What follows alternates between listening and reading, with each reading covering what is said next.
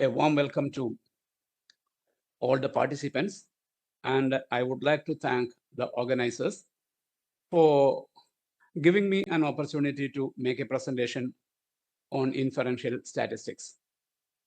Actually, I don't know exactly what is the profile of the participants here, because I'm saying so because knowledge about the participants is a very important matter in delivering a lecture, especially when a person make a presentation on inferential statistics. The application of inferential statistics in different domains of research differs.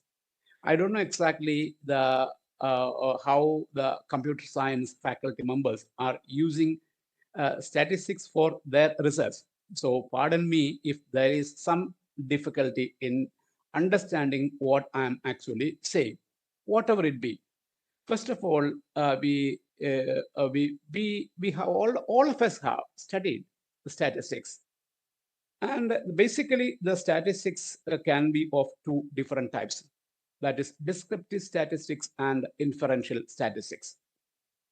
All of us have studied descriptive statistics like measures of central tendency, measures of dispersion, skewness, kurtosis, and so on. When we have when we are actually conducting a research, and when we have two variables, uh, you will be able to calculate the arithmetic mean of these two variables, uh, basically for understanding the characteristics of the two variables. So if you have two arithmetic mean, if both the variables are in the similar units, you may be able to compare it and say which one is having a better arithmetic mean and which one is having an inferior arithmetic mean, and so on. While looking at the standard deviation or coefficient of variation, you can say, or you can make a guess about the variability of the data in your hand. But you remember, our studies can be conducted by taking all the members of the population or by selecting only a few. That is, we can have a census study or a sampling study. When we are conducting a census study, the arithmetic mean or the standard deviation or the coefficient of variation calculated from the data requires no further statistical treatment, because that is about the population. But when we are selecting only a few from the population, that is, we are actually applying sample study. Say, for example, if you are studying about um, the financial discipline of some people, Say, for example, a PhD student doing research under my guidance is studying about the financial self-efficacy and financial discipline of in and out migrant laborers. In Kerala, we are getting laborers from different states, and our laborers are going out of Kerala. So there are in migrants coming from other states and out migrants, that is, people of Kerala are going out to other states and to other countries for finding their means. Okay, so when we have these two samples, actually we are not in a position to collect information from all the people who are migrating from Kerala and migrating to Kerala. We will select, or we have selected a, a sample from in and out migrants, and collected data from them regarding their financial self-efficacy and financial behavior. So if I have a numerical value regarding financial self-efficacy, then of two different groups, that too based on sample study. I can't say exactly anything about the population. That is anything about the whole people who are migrating from Kerala and whole people who are coming to Kerala for a job. So if you want to say something about the population by using the statistics collected from the sample study, you have to apply some inferential statistics. That is, you have to test some test hypothesis to see whether the findings, that is the mean, the standard deviation and the coefficient of variation arrived at in the sample study are applicable to the population also. So that is the logic behind testing the hypothesis. Say, if you are studying about something where people are, or the sample are classified into two categories on the basis of their gender. Imagine that.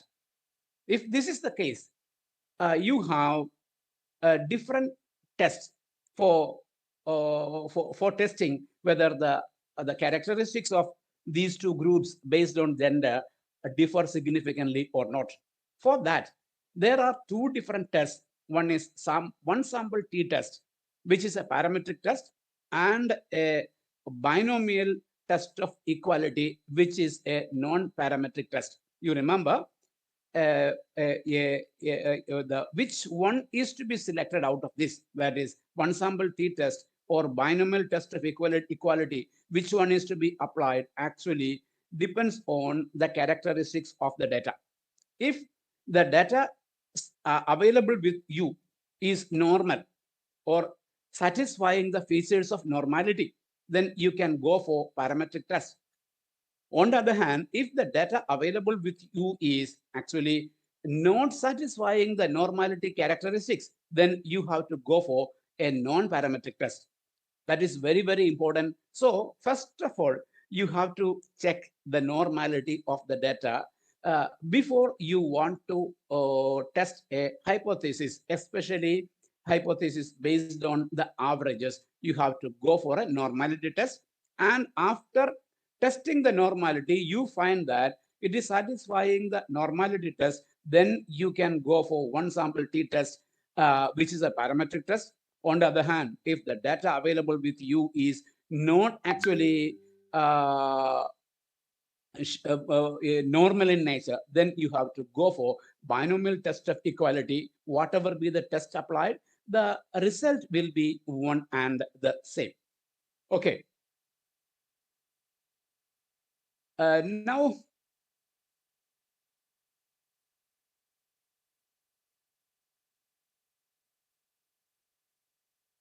we have to see another test, that is another one which is also independent sample Ttest. Another test where there is one where there are two subsamples.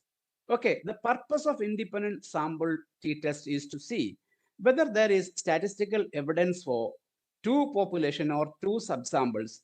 Subsample means differ significantly. Say, for example, I have already told you, I have an example of in migrants and out migrants. If I am measuring the financial literacy of in migrants and out migrants using a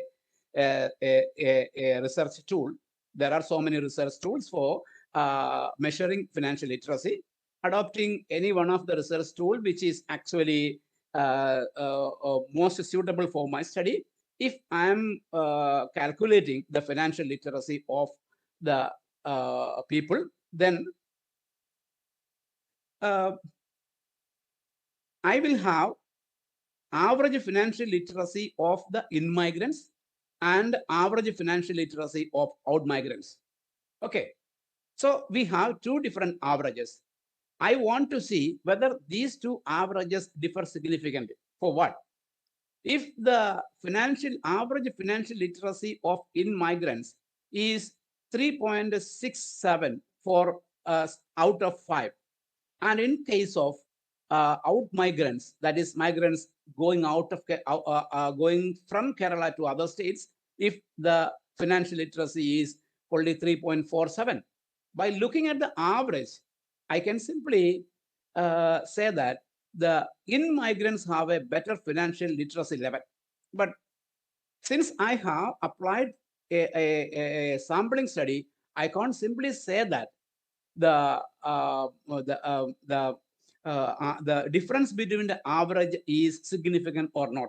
So I want to test whether the the arithmetic mean arrived at me by using the sample study is exact or it is believable.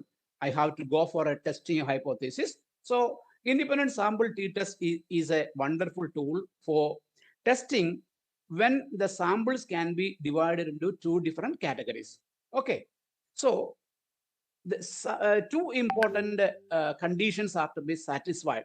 That is, the data used by the researcher should satisfy two important conditions. The first condition is that the distribution of the dependent variable should be normal. In my case, the dependent variable is the financial literacy in my example. So the distribution of the dependent variable should be normal and the variances are approximately equal. If these two conditions are satisfied, you can go for independent sample t-test. Okay. In case of an independent sample t-test, we have two different variables. One is a dependent variable and another is an independent variable. And an independent variable is usually nominal in nature. All of us know what is nominal data. So nominal data simply refers to a data which is represented by giving a number. Say, for example, for women, we may give 1, men, we may give 2. These 1 and 2 are just like pictures or just like symbols. And these 1 and 2 do not have any arithmetical property. Such kind of data is a categorical data are technically known as nominal in nature or nominal data. Independent variable should be nominal in nature, and the dependent variable should be the scale data or any data which is not nominal in nature. Okay, so now our research question for testing a hypothesis is: are the subsamples or populations independent? Now, why we are actually conducting this test? We are actually conducting this test for testing whether two samples actually differ significantly or two populations differ significantly in a particular matter. In our example, it is financial literacy. So my question is, see, I have a hypothesis here. I hope all of us have some sort of understanding about hypothesis. Actually, a hypothesis simply refers to a tentative statement about the population. Based on the understanding of the researcher, based on the experience of the researcher, a researcher is expected to make hypothesis, and the hypothesis can be of two different types, that is null hypothesis and alternative hypothesis. Whenever you write a hypothesis for the purpose of publishing an article in a journal or for a serious research document, you are to write your alternative article, alternative hypothesis, because alternative hypothesis is the hypothesis or the argument of the researcher, and the null hypothesis is actually only for the sake of the theory. So here I am showing a null hypothesis. You can read it. HO, that is H null, is male and female do not differ in their level of financial satisfaction. Male and female do not differ in their level of financial satisfaction. You see here the dependent variable is financial satisfaction, and the independent variable is the gender, that is on the basis of gender, we classify the samples into male and female. Okay, so we will give a code for male, maybe it may be one, another code for female, it may be two, and we will have statistical data regarding the financial satisfaction, and we will be able to calculate the arithmetic mean and the standard deviation of financial satisfaction, and then we are going to test whether male and female differ in their level of satisfaction. If this is the null hypothesis, what will be the alternative hypothesis or the argument of the researcher? What the researcher is actually expecting? Researcher is expecting there is some sort of difference in the financial satisfaction of the population based on their gender. Or in other words, the male and female do have and belief of the researcher, but I have written here a null hypothesis. If you are writing an alternative hypothesis, you will say that male and female do have different levels of financial satisfaction. Okay, if this is the hypothesis, you have to test this hypothesis using, there are different methods for testing a hypothesis. You can do it manually, but when the sample size is large, it is very, very difficult for conducting a test when the sample is large. You always remember, we have a number of softwares. I usually prefer SPSS for conducting hypothesis tests like this. All tests cannot be conducted with the help of SPSS, but for these kind of normal inferential statistical tests, SPSS is a very friendly software. So if you apply SPSS and see whether the male and female differ, whether they differ in their level of financial satisfaction, you will get the arithmetic mean, standard deviation, and you also will get a significance level. You always remember, as a researcher, first of all, you have to look at the significance level. Okay, the significance level of the output, if it is less than 0.05, that means male and female are independent as far as their financial satisfaction, or male and female do have different levels of financial satisfaction.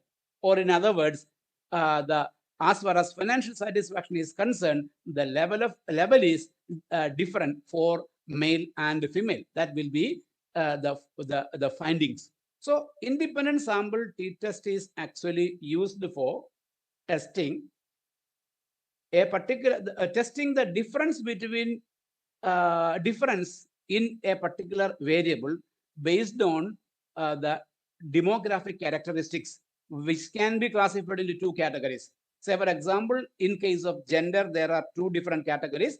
If there may be more than two, if there are more than two categories, you have to go for some other test. If you are classifying the sample into two categories, male and female, then this is possible. If you are classifying the human beings into male, female, and transgender, then you can't go for independent sample T-test. We have to use some other statistical tools. Okay. Now we have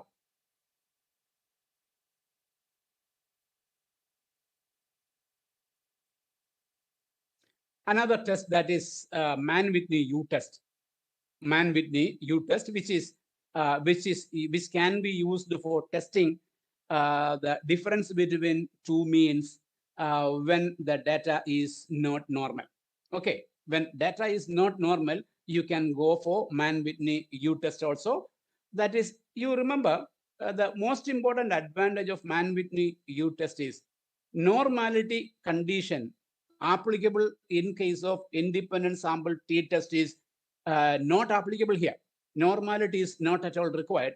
And even ranked data, that is the ordinal data, can be used for testing. Okay, but in case of one sample T-test, the conditions are more tough. So Mann-Whitney Utest is actually a very helpful test.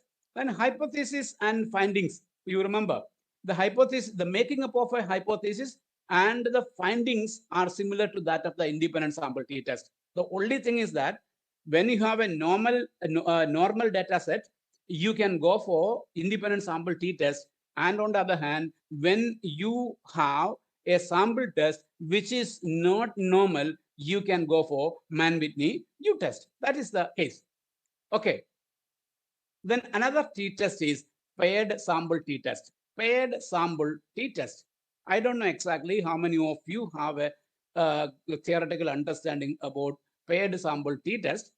Actually, paired sample t-test, I would like to give you an example for that. The case where paired sample t-test can be applied, a circumstance where paired sample t-test can be applied. Say, if you, in your organization, you may be giving aptitude test training, GD training, and so many other soft skill training to your students. Before starting the aptitude skill training, suppose if you conduct an aptitude test and you compute the score of all the students. Suppose if there are 200 students in your campus during the in first year batch. Before starting the aptitude test, aptitude skill training, you are giving an aptitude test, and the scores are recorded. Suppose if you are giving aptitude test for 3 months period, or 1 month period, or 6 months period, on completion of the training program, if you conduct another aptitude test for the same students, you will have another data set of the scores representing the aptitude. So you have two different sets of data showing the scores of aptitude before and after attending your training program. Suppose if you want to ensure whether this aptitude training is effective or not, aptitude training will become effective or can be considered as effective only when, on an average, student scores higher than that of the pre-training test. Okay, I hope you got it. You have one set of data showing the marks of aptitude before attending the training, and another set of data showing the marks of aptitude test after the training, that is pre-training and post-training marks are there for the same students. You want to see whether the students have gained something out of this. When we can ensure that students have gained something only when the average scores of the students increased after the training. Okay, so for ensuring that you can test a hypothesis, which is the tool that can be used is paired sample t-test. For testing or for applying paired sample t-test, one condition is to be satisfied.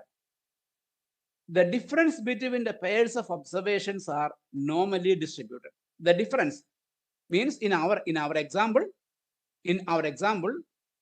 we have pre-training test marks and post-training test marks. We will take the difference, and the differences should be normally distributed. That is the only one condition. Okay, so we have a hypothesis for that. I hope you can see the hypothesis I have written. It is in a simple form. That is, a null hypothesis is mu1 minus mu2 is equal to 0. the people who are attending or who are listening to me may have a good understanding about this mu1 and mu2. Mu1 represents the average of the population. Mean represents average of the population, and X bar represents average of the sample. Here I am actually applying mu1 and mu2. That is, we visualize these as a population. That is, so mu1 represents average score of the students before the training, and mu2 refers to the average score of the scores of the students after the training. The difference between these two is 0 means what? Means the students are not gaining anything out of the training. That is the meaning. That is the difference. You can write it as this null hypothesis. In place of this null hypothesis, you can write down that there is no difference between the scores before and after the training. Okay, that can be in that form also. You can write here. I am written in a symbol form. So that is H null is equal to H null is mu1 minus mu2 is equal to 0. That means there is no difference between the scores, average scores before and after the training. Okay. Okay, when there is when difference is 0, that means students are not gaining. When difference is positive, students have gained something out of the training. When difference is negative, that means students are actually losing something out of this training. Their focus is, they lost their focus due to the training. Similarly, I can come up with another example. If some participants are from science background, see, if in case of a hospital, if there are a number of patients patients with BP trouble, and if a company, a research and development pharmaceutical company is offering a new medicine, a new pill for correcting the blood pressure. Since the hospital is having blood pressure of all the patients with them, suppose if the hospital is, if the doctors are prescribing the new pills to a selected group of 100 patients, a selected group of 100 patients, and they are asked to apply the new pill for the next month. On completion of the next month, the patients will come back and the doctors can check the blood pressure and record the blood pressure of these 100. So the doctor will have two sets of data, that is blood pressure before using the new drug and after using the new drug. Here you can apply the paired sample Ttest. Suppose if the difference between the average blood pressure before and after is 0, that means what? There is no gain out of, there is the effectiveness of the new medicine is not effective. On the other hand, if there is a negative difference means the blood pressure has gone down after the use of the new medicine. If this is the case, the new medicine is, or new medicine can be considered as effective.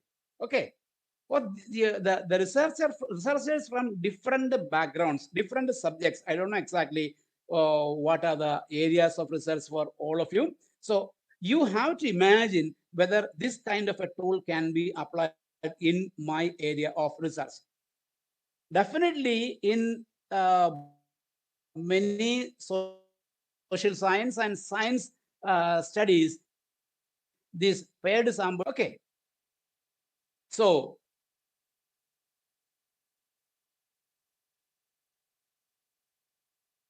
another one is if the data available with you is not normal.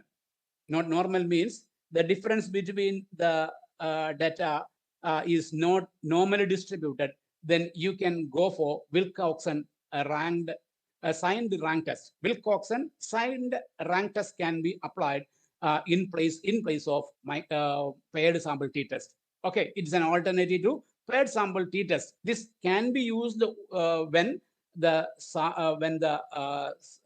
data is or the difference between the averages or difference between the scores before and after are not normally not showing normality. Okay. Now, see my difference. When the sample can be classified into two different categories, then we can go for a Ttest, different types of Ttest. But when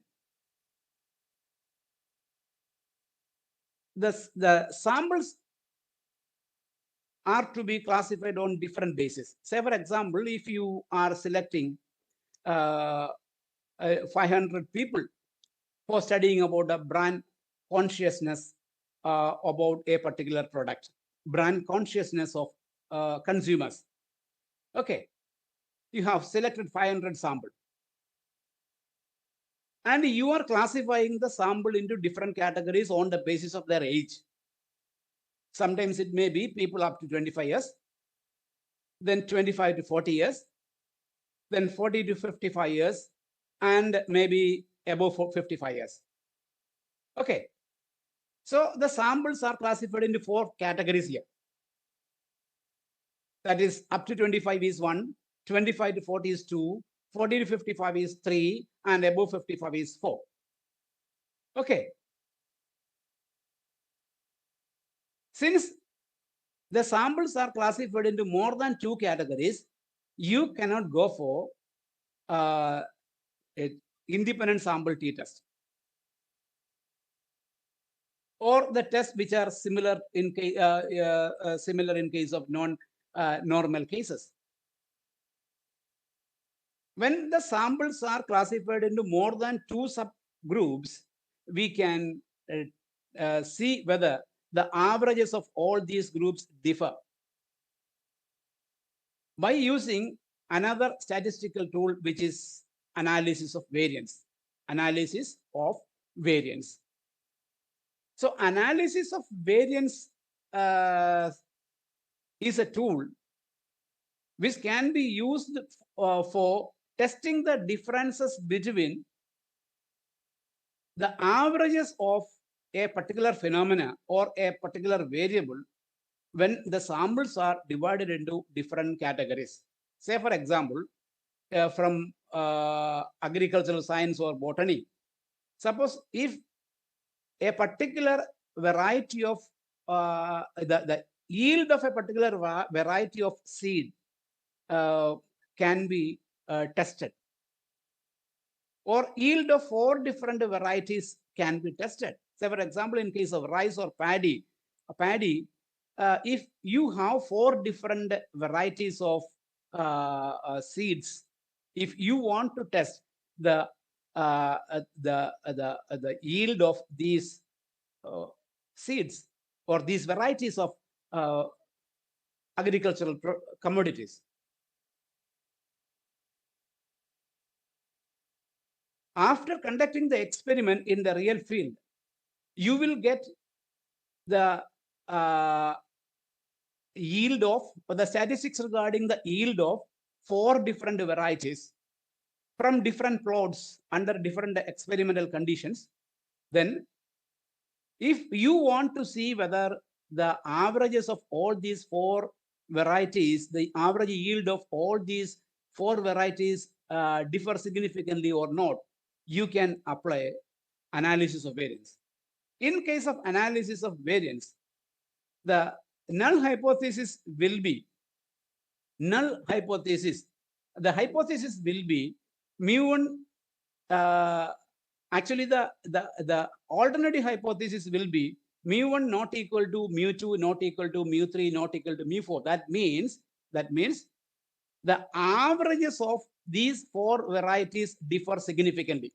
That is the hypothesis. Theoretically, the average yield of all the 4 varieties differ significantly. That is a hypothesis. Okay. So that is the logic behind analysis of variance. So analysis, first of all, you have to remember analysis of variance can be used, or it is to be used when you want to test the significance of difference between more than 2 subsamples. That is the most important thing. But you remember, for applying analysis of variance, the data should be normal in nature. That is the most important condition to be satisfied. Okay. As far as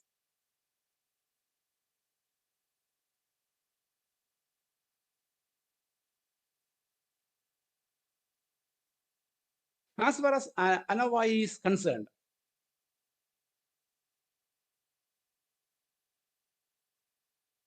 there should be one independent variable and one dependent variable. One independent variable and one dependent variable. Say in our last case, or when we are testing the brand consciousness of people based on their age, or financial satisfaction based on their age, or financial satisfaction based on their level of income, then there should be one independent variable. The independent variable will be the age or the level of income and so on. So one independent variable and one dependent variable. And the most important condition is that the dependent variable should be in scale. Should be in scale. Okay, that is the most important thing. You remember, ANOVA is actually based on F statistics. We have different statistical distributions. ANOVA is actually based on, we have Ttest, then we have Ztest. These are actually Ttest and Ztest are actually used when the subsamples can be classified into 2 different categories. I haven't told anything about the Z statistics or Ztest because as far as the studies are concerned or research works are concerned, this Ztest is not so important because the Z distribution and T distribution will be one and the same when the sample size increases 100. Approximately when sample size increase is going more than 100, the Z distribution and T distribution will give the same result. So there is no need for conducting an Ztest separately. In our classroom, we are teaching the students that we have a small sample for which we have to use Ttest. We have a large sample for which we have to use Ztest. But practically, as far as researchers are concerned, we are using Ttest because the T statistics actually the T statistics or T distribution, the values of the T distribution will be similar to that of the Z distribution. There is absolutely no difference between the T distribution and the Z distribution when sample size increases. Okay, in SPSS, if you check SPSS, you can't see Ztest. You will have only Ttest. Okay, so actually the ANOVA test is actually based on F statistics. A significant F statistic resulting from ANOVA tells us that there is no significant difference between at least one pair of subsamples. Say, once again, going for the example I have already quoted. Say, for example, if we have selected 500 people for studying about their financial satisfaction. Remember, studying about the financial satisfaction, we have selected 500 people. Okay, our samples are classified into different categories on the basis of their demographic characteristics. They may be classified into two different categories based on their gender. They may be classified into different categories based on their education. Again, they are classified into different categories on the basis of their level of monthly income or annual income. And on similar other items or demographic variables, we can classify the samples into different categories. Such a classification is known as subsample. Okay. Suppose if the people or the sample are classified into four different categories based on their level of income. 4 different categories based on their level of income. Say, for example, if the people are classified into different categories, or the samples can have income up to rupees 25,000 per month. That's first classification. People having income in between 25,000 and 50,000. Samples having income in between 50,000 and 75,000, and people having income more than 75,000 per month. So we have, if we have 4 different categories of people based on their income, we have scores of financial satisfaction of the 500 samples we have selected. We have computed a level of financial satisfaction of all the 500 people. Okay. If this is the case, we can test whether the financial satisfaction differs on the basis of their age classification. Or we can test whether the financial satisfaction differs on the basis of their level of income, or on the basis of their level of education. Okay.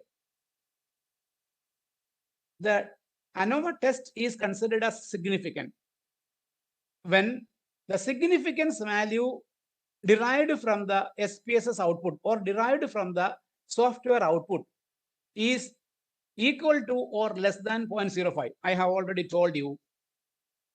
The hypothesis is considered as, or the difference is considered as significant only when the significance value or the p-value is not exceeding 0.05.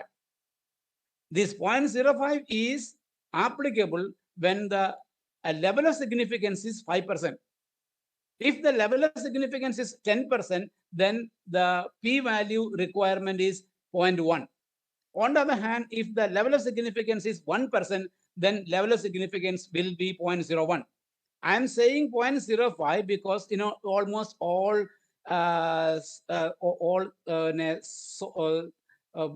sociological studies or all social science studies, 5% level of significance is being applied. That's why I'm saying 0.05.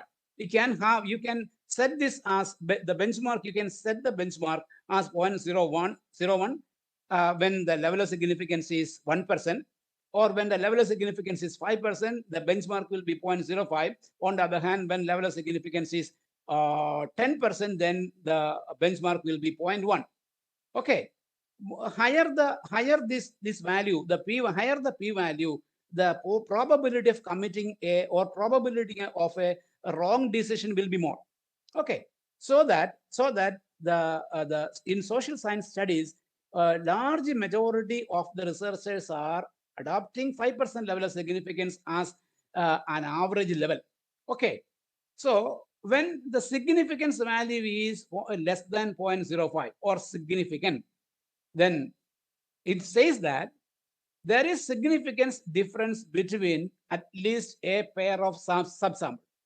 At least there is significance difference between at least a pair of subsamples. Say, for example, if you have the scores of financial satisfaction of people up to the age of 25, people above 25 but less than 40, above 40 but less than 60, and above 60. Say, if there are 4 different categories of people based on their age, we have average scores of financial satisfaction for all these. And we are conducting an Anova test. And the test result says that, if the test result says that it is significant, means the p-value is actually lower than 0.05. That means the difference between at least one pair of subsample is significant. The difference between this people below the age of 25 and above 60 may be significant sometimes. Sometimes the third category and the fourth category may differ significantly. Sometimes all may differ significantly. We can't say exactly by doing ANOVA test. We can't say exactly what all groups differ significantly. Okay, we can't exactly say that what all groups or which all groups are differing significantly. That simply says that at least one pair of subsample differ in the matter concerned. So if you want to identify what all group subsamples differ significantly, we have to go for a post hoc analysis. Post hoc analysis is an analysis conducted between different subsamples, so that you will get a detailed information regarding the comparison between all subsamples and say what all subsamples differ significantly. Whenever you apply ANOVA and the p-value is found to be not exceeding 0.05, definitely you have to go for post hoc analysis. Then only you can say that what all groups differ significantly. Remember, this is very, very important understanding, required understanding for any person. Okay. I hope you are able to follow me.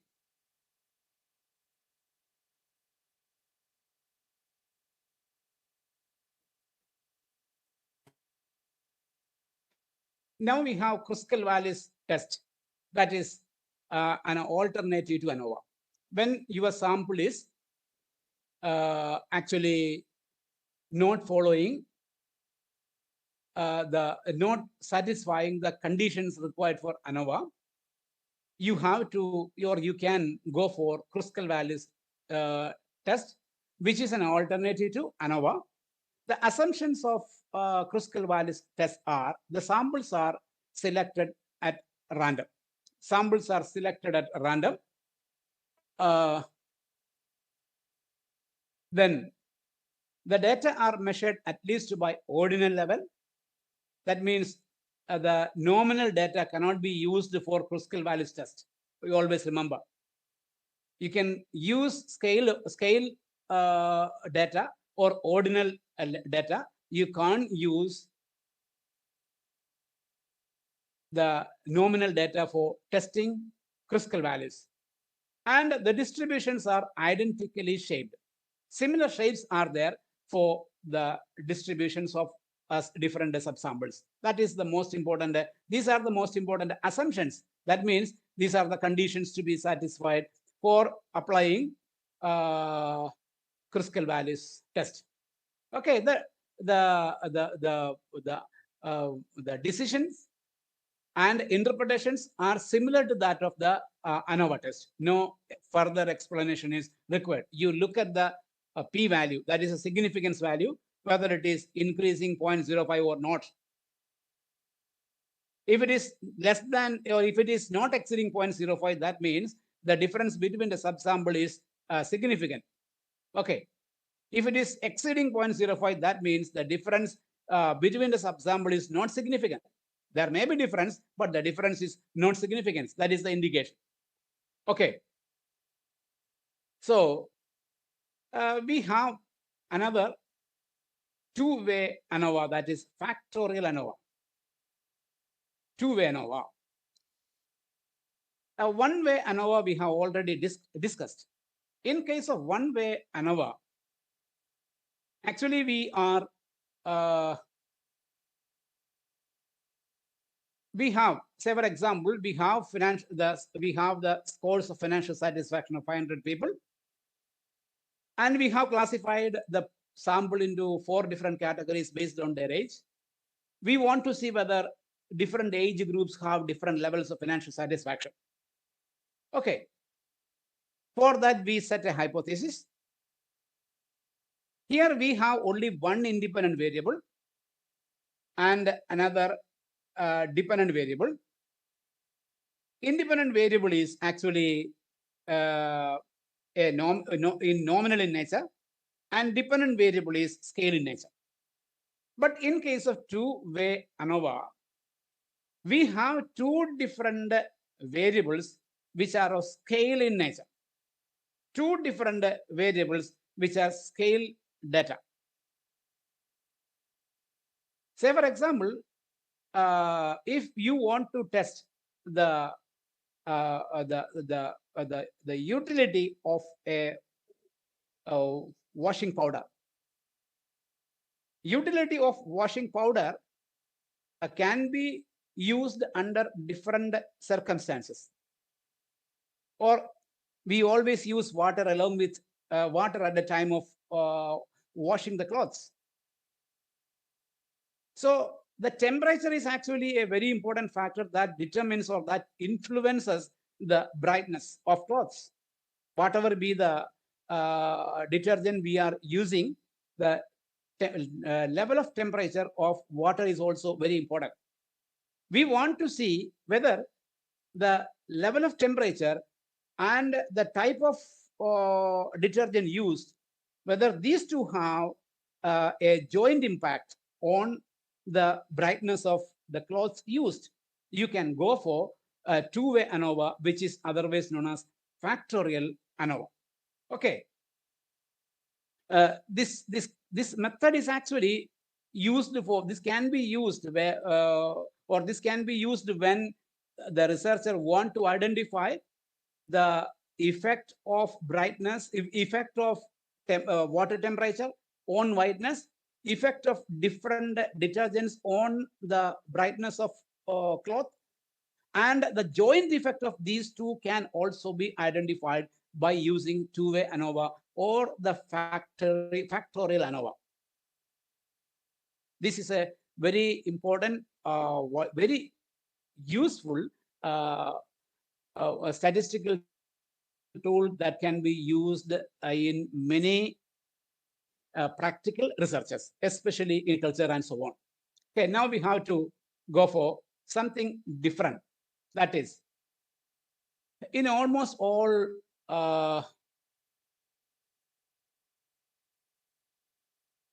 social science studies, people usually ask, how much should be the sample, or how much should be the sample size? We have to have some clear idea about how to fix sample size. People who are listening to me, who have attended workshops or have done PhD research or some other researchers, might have good understanding about the sample size determination. This is actually for the newcomers who are actually planning to start their research. This is a very important requirement for the new researchers. How to fix the sample size? Say, I have already told you, I have a student of mine is conducting a study about the financial self-efficacy of migrant laborers in India. That is based on Kerala, migrants going out of Kerala and migrants coming to Kerala. Both the groups are being taken by me. But the question is, how many migrant laborers are to be included in my study? How much should be the sample size? That's a great question. We all know that if the study is based on a research instrument, that is a questionnaire, there are different modes of studying social science. If you are applying a questionnaire for collecting data from the migrants, you will first of all, you are expected to make a questionnaire adequate to find answers to your research questions. The questions included in the research instrument should be adequate to identify the research questions raised by you. or the objectives of your study. First of all, you make a research instrument. You go for a content validation. That is whether the questions included in the research instrument, whether they are adequate to identify the facts related to the objectives of my study. That is what is known as content validation. Experts in the field, in that particular field study, are to be approached for making a content validation. After conducting the content validation, you are to make finalize the instrument. Before finalizing the instrument, you definitely will go for a pilot survey. Okay, a pilot survey has different objectives. First of all, we are testing this instrument to see whether there are some difficulties in understanding the questions raised by me. Whether some of the questions are irrelevant, whether some of the questions are not able, the people are not able to understand some questions in the manner in which the researcher used it. So suppose if you are collecting data from 100 people, you come back and enter the data in your software, and you can actually calculate how much should be the sample size. So determination of pilot survey, conducting pilot survey is actually meant for modifying or finalizing the research instrument and for getting information regarding the sample size determination. Okay, there are different equations that are readily available for fixing the sample size. Different equations are there. So many equations are there. I am actually proposing one, that is the formula suggested by Israel in the year 2009. Here, the sample size is equal to Z square into sigma square divided by E square. Z square. Z is the value of Z in normal distribution curve. It may be 1.96 and so on. At 5% level, if you are applying 5% level of significance, the value may be 1.96 and so on. You have standard Z values. And E refers to the level of precision. Level of precision is, I have already told you, 5% level of significance or 10% level of significance or 1% of level of significance. That is what is known as level of precision. And sigma square is the variance of an attribute in the population. Actually, variance of an attribute, it doesn't mean any attribute. You can calculate the variance of all attributes in the research instrument and identify which attribute is having the highest variance. That is to be placed as sigma square.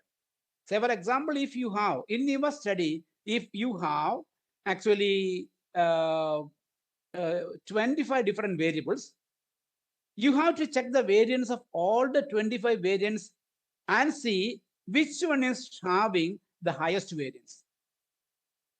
Okay. Which one is having the highest variance?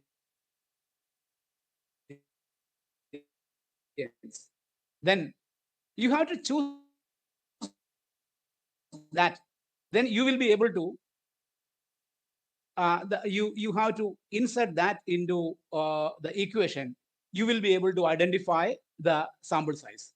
So what is the requirement for determining the sample size? The first thing is that Z square actually will be a standard value which will be available in the book or in the statistical table. And sigma square is to be computed by you using software. It is very easy for you to calculate the variance. Or even if it is not variance, even if it is standard deviation, then that is also enough. So Sigma square, the variance is to be taken from the data set, computed from the data set, and the E is the level of precision, that is the degree of accuracy you are actually expecting. Apply all these and you will be able to compute how much should be the sample size. This is very important. All those who are actually planning to start your research study should have a thorough understanding about how to determine the sample size. You please, researchers, new researchers, young researchers, you please, while submitting a synopsis for a research, you please don't say that this 500 or 600 or 700 is the sample size. That is absolute blunder. You can decide the sample size only after conducting the pilot survey. So you have to say the sample size will be determined after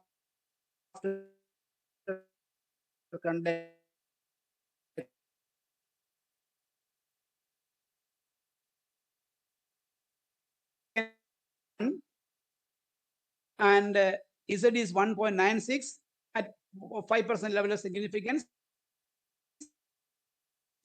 E is 0.05, 0.1, and 0.05. Okay, then the sample size. Look at the sample size.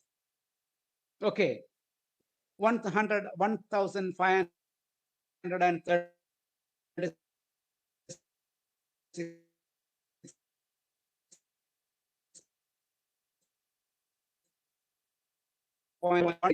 Okay, sample size can be, you please don't refer this table.